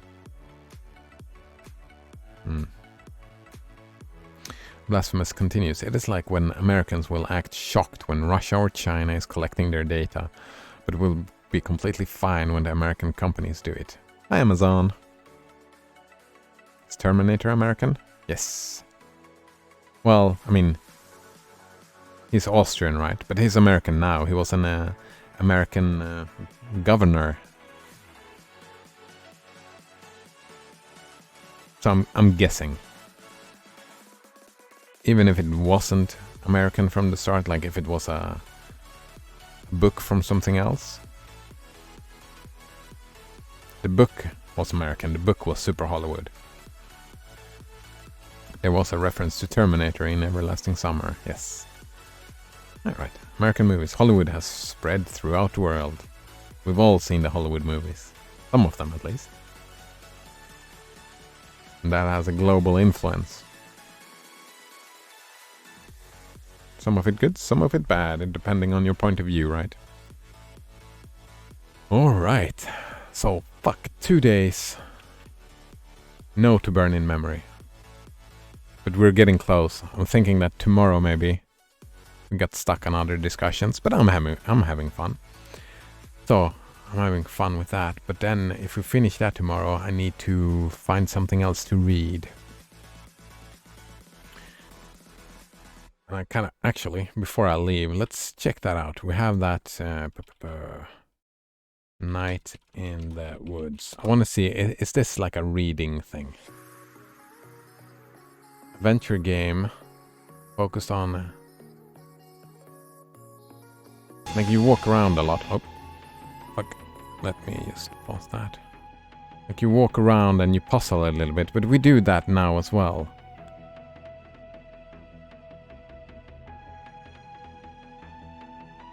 But it has to be walking around talking to people mostly. Oops. That was interesting. I've never seen that before. Night in the Woods. Reading. What about reading? If we just say this. Common sense media. Ugh. Rich, witty, emotional narrative adventure. Mature themes. Like that. Parents need to know. No. It's not simply a video game. Alright, if we try to put the word visual novel.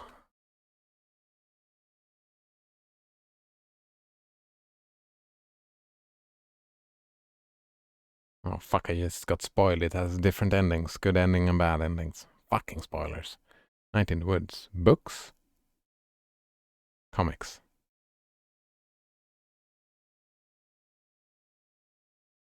Maybe we can spend more time with this. Maybe we can, because I'm thinking this game that we're starting tomorrow. Okay, I haven't even downloaded it yet. I'll do that this afternoon. I'll fix that. I might not be able to, get this full going in the full hours. So maybe we can play both these games. I don't know. Oh, right. Thanks, Blasphemous. Sunless Sea is free on Epic. No, I haven't been in Epic since the new games is there. Good looking out. Let's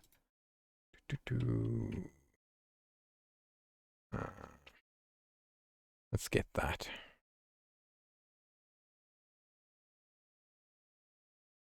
I don't even know why I'm opening up Lutris.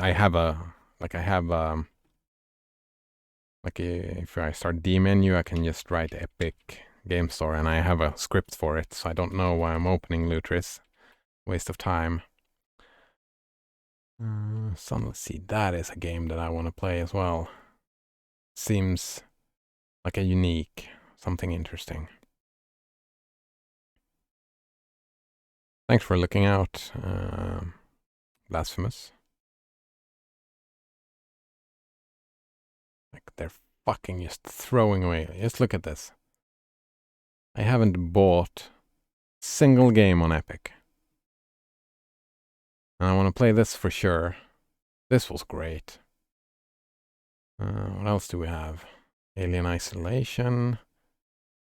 I want to try that.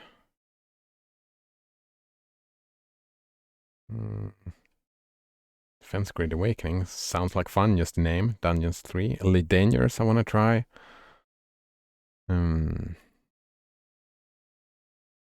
Galactic Civilization sounds like a fun idea. Godfall, maybe someday in the future. This I got with my graphics card though. Fucking terrible deal. But I want to try it anyway. I want to try Hitman. Into the Breach.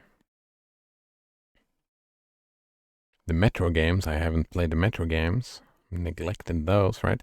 This, I really want to play this. I don't know when, but it's soonish. I really want to play that. It's such a big deal though. So many hours. Maybe I should divvy it up in different, just play it to some part and then take a break for it and then coming back to it. So maybe I should start it sooner rather than later, because I have been hyped about that. So many free games. It's now I got Sunless Sea, right? And Watch Dogs 2, yeah. I want to play Watch Dogs 2, yeah. Like a lot of games on this list as well. Not only on the long Steam list. I also have some games on GOG. Yeah, I haven't played Witcher 1 or Witcher 2. Want to play those. Fuck, so many games, so many games. All right.